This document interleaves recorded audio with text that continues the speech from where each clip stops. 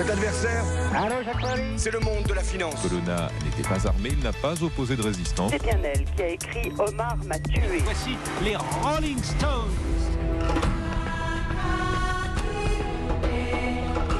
Vous reconnaissez, c'est le thème d'Avatar. La suite sort aujourd'hui en salle. Avatar, la voix de l'eau. C'est la suite du blockbuster du réalisateur James Cameron. Bonjour Lord d'Autriche. Bonjour Dimitri, bonjour à tous. Pour notre plongée quotidienne dans l'histoire à travers les archives d'Europe 1, vous nous faites remonter aujourd'hui en 2009. Comme aujourd'hui, à quelques jours seulement de Noël, le monde entier succombait au phénomène Avatar. Oui, en France, le film réalise 14 millions d'entrées. C'est un voyage en 3D de 2h45 sur une planète imaginaire nommée Pandora, avec une faune et une flore extraordinaires. Réaction de spectateurs en 2009. Choc visuel, choc esthétique, technique.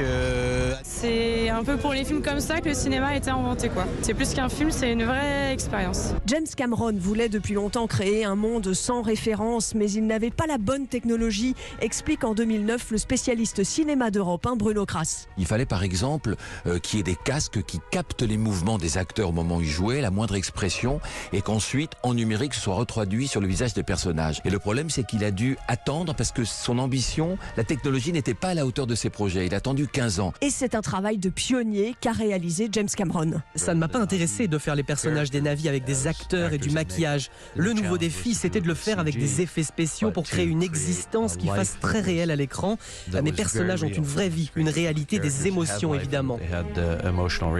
Avatar va devenir rapidement le plus gros succès commercial de l'histoire du cinéma, près de 3 milliards de dollars de chiffre d'affaires. James Cameron reçoit pour lui 2 Golden Globes, mais le phénomène, c'est ça qui est intéressant, déborde les salles obscures. Oui, sur les forums internet à l'époque, des jeunes débattent, parlent en Navi, la langue imaginaire du film, et disent qu'ils veulent vivre sur la planète Pandora. C'est le blues d'être dans un monde où on n'a pas ce même lien avec la nature, qu'on a un petit peu oublié et laissé de côté. On a presque envie de ressentir les mêmes choses qu'eux. La connexion avec les animaux, c'est vraiment un monde à part, quoi. Et une tribu indienne en appelle même au réalisateur pour sauver sa montagne sacrée menacée par l'ouverture d'une mine de bauxite. Tous les cours d'eau sur notre montagne vont se tarir. Nous ne serons plus en mesure de faire pousser quoi que ce soit. Et si tout devient sec, nous mourrons tous, comme des poissons hors de l'eau. L'histoire de cette tribu, la tribu des Dongria, ressemble à celle du scénario du film, et la tribu avait donc demandé de l'aide au réalisateur James Cameron.